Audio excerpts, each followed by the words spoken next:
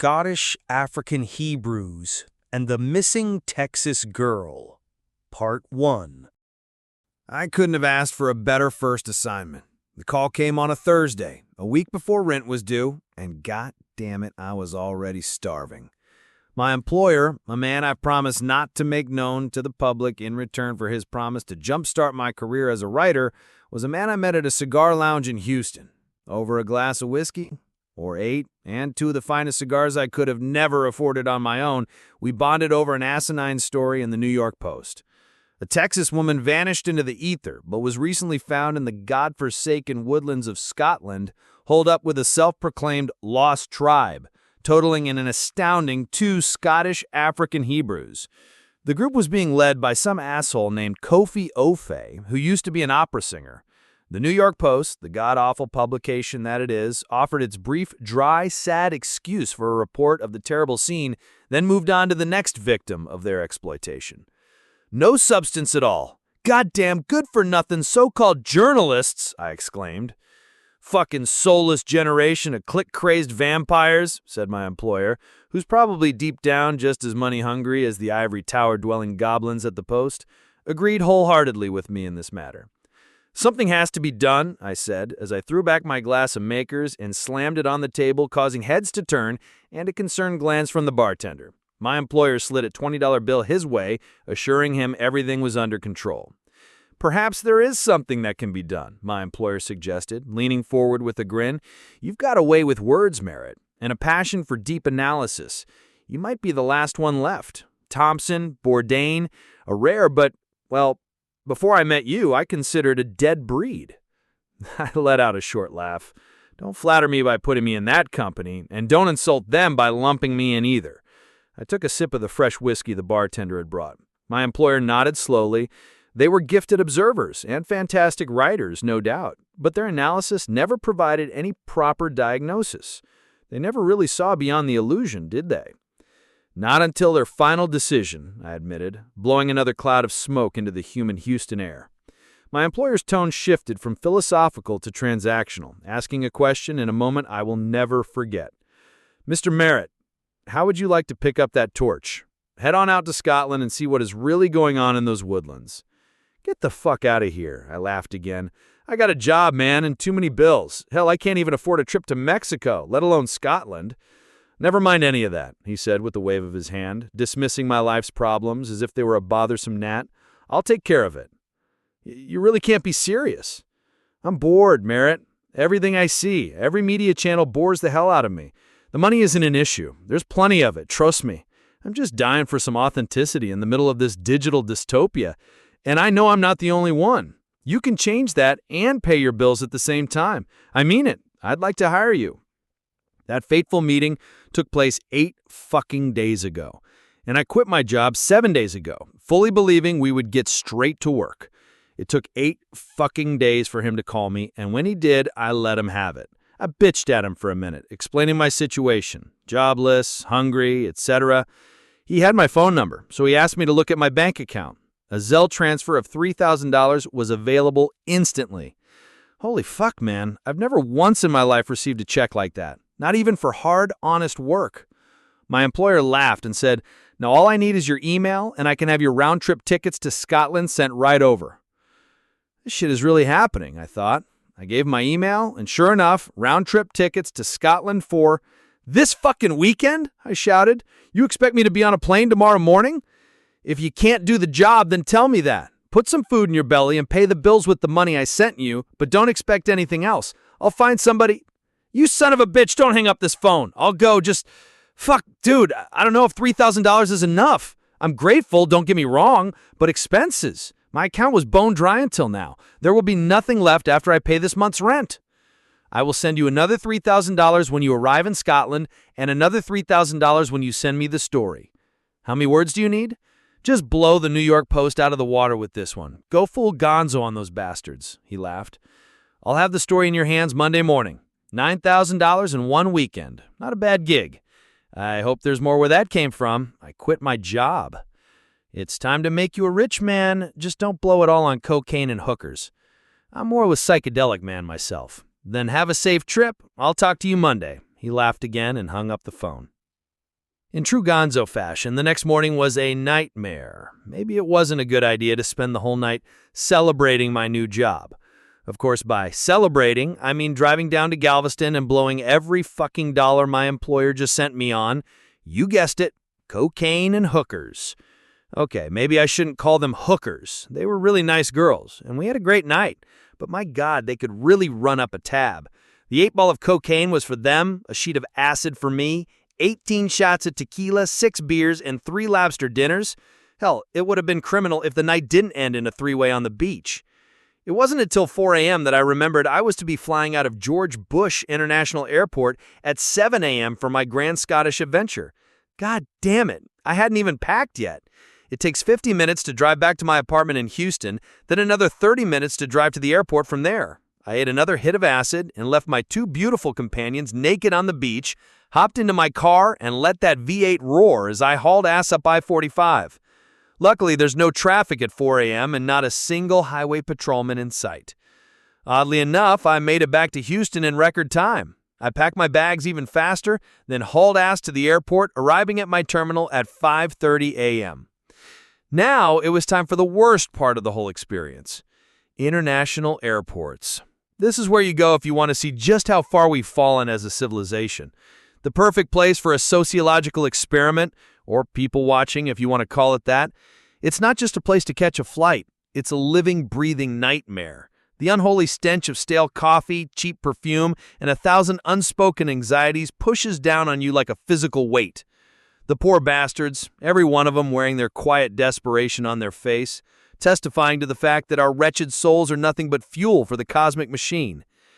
Take your average business traveler, for example. Their eyes glazed over with the residue of 1,000 PowerPoint presentations and empty corporate slogans. The mothers and fathers of screaming children, their faces contorted with a mixture of exhaustion and doomed hope for a vacation that will inevitably fall short of their expectations. Every person, every hurried step, every forced smile was a vital lie, a desperate attempt to convince oneself that their chaotic pilgrimage was nothing but a slow descent into madness. I watched them all, like a misanthropic god in my own purgatory, taking notes on the degradation of the human animal. The airport isn't a gateway to the world, it's a mirror reflecting the lives we are all trying to outrun. Well, I obviously loathe the whole ordeal. I do my best not to let these airports get to me. I cannot stand the thought of spending countless hours in a state of frustration just to board a plane that ends up barreling into the ground at 600 miles per hour because some kid received a video of his girlfriend getting a train ran on her in a nightclub the night before, sending him into a spiral of sorrow and disbelief, so much so that he can't perform his duties and misses one step in his maintenance routine. Then I'm left clutching my nuts, forgetting all the safety precautions I just learned before takeoff as we make our final descent into oblivion. So what do? I drink and I write. I research anything I can that might explain why an ex-opera singer from Africa would believe that Jerusalem is actually in Scotland. What possesses a 36-year-old man to abandon his family and home in Stockton, take to the tents, and declare himself king? How is a 21-year-old Texas girl a missing persons case and a handmaiden to a couple who claim their ancestors were black Jacobites deported by Elizabeth I? As pitiful as any news article produced in the 21st century is, with their lack of depth and insight, the few I did pull just so happened to have a couple nuggets of psychic decay for me to excavate. The leader of this whacked-out tribe, Kofi Ofe, goes by his new name, King Athene, and was not too long ago assessed by a local authority as suffering from psychosis, leading to a brief stint in a psychiatric hospital. Okay, that makes sense, I thought as I moved on to his queen. Nandi was born Jean Gasho, a mother of 7, maybe even 8 goddamn kids who were all removed from her care by social services. Now you can find her fabricating her own warped sense of reality on social media, claiming that her children were legally abducted by the council and placed in her care of her worst enemy, one of those god-awful gay white couples. And what about the handmaiden? Well, Cara Taylor, a single mother herself from Texas, also had her child removed from her care by the British Social Services while claiming that she fled an abusive family back in the States. All 3 of them, a trifecta of broken souls living out some delusional narrative of their own making. Jesus, I haven't even left the airport, and I've already gathered that this isn't just some kooky cult. It's a perfect storm of desperation, mental illness, and a complete break from reality. The local authorities see an illegal encampment. The Texas family sees a manipulated young woman. And what do I see? Something far more fundamental: the death of meaning. What they have found, what we have always found, is a story, no matter how ludicrous, to fill the gaping existential hole that is our lives. And in a world where we're all just trying to outrun the void, who the hell am I to judge? I had my own brand of escapism last night, butt naked on a Galveston beach with two women I will never see again. The kingdom of Kubala just has its own brand of escapism, one that involves living in tents and calling themselves royalty. It's all the same sick, sad little world in the end. Well, there it is. I have my report, and I didn't even need to board the plane. Maybe I can make it back to Galveston, and my naked lady friends will still be there lying in the sand waiting for their disheveled prince to return. Maybe I don't need to go to Scotland after all. But as soon as the thought occurred to me, they called all first-class passengers to begin boarding. Fuck! Why go? I've already provided a deeper analysis than the New York Post, Daily Mail, or the Telegraph could have ever dreamed of. Then my fucking phone rang. God damn it! What? I'm boarding, don't you understand? The whole terminal is an asylum! I roared into the phone, the sound of my own voice swallowed by the pre-boarding chaos. I was hoping that was the case, my employer said calmly over the phone. Just securing my investment merit, a small taste of the whip, you understand? I know how you Gonzo types operate. 1 second you're a god, the next you're a junkie passed out in the gutter. Your investment is secure, you miserable bastard, but I am telling you, man, I've already dissected these worms. They're just like you and me, I swear. Broken, pathetic, living on top of a mountain of lies. Don't give me that bullshit, Merritt. You're a diamond in the rough, but these people, these Scottish Africans, are full-blown frauds, and they need to be exposed properly. Not with some soft-core, half-hearted drivel these publications are peddling to soft-brained wine moms. We talked about this, remember? Give the world something to chew on, something that will shatter their fragile illusion. What we need is a fucking ego death of global proportions. Exactly. So get your ass on that plane, or walk away with nothing but the measly $3,000 I already paid you, if there's even a dime left in your account, which, by the sounds of it, I highly doubt. You son of a bitch, I've already written the damn story. I said I want Thompson, you little shit. That means boots on the ground, in the thick of it. Another $3,000 when you hit Scotland, and a final $3 for a full-fledged, balls-to-the-walls Gonzo editorial. Okay, fuck, just shut up, I yelled over the crowd. The lady in the boarding line turned, her eyes narrowed with a murderous contempt that could curdle milk. What are you looking at? I snapped. All right, you piece of shit, I'm getting on the plane. That is what I fucking thought, he said with a cruel laugh. Don't forget, Merritt, when the going gets weird, the weird turn pro. The phone clicks. And so it was, the journey from one absurd reality to another. My frustration with my employer subsided into a sobering panic as I stepped into the steel tube, clutching my boarding pass like a death warrant. Maybe it was the LSD, maybe it was the tequila, or maybe I am sleep-deprived and exhausted. But my guts were churning with the terrible clarity that I was being packed like a sardine in a hermetically sealed missile with a payload of 200 poor unfortunate souls. The Boeing 737's first-class cabin was arranged in a 2-2 layout, meaning I would likely have a victim to torture for the next 2.5 hours on our way to Chicago O'Hare for a layover. And just as luck had it, I was sat next to a portly accountant type with the vacant eyes of a lobotomized deer. The perfect specimen, I whispered as I took my seat next to him. Excuse me? He asked. Oh, nothing, I said. It's just, I've been going bald too. He furrowed his brows, put his headphones on, locking himself into the manufactured comfort of an in-flight movie. Figures, I said.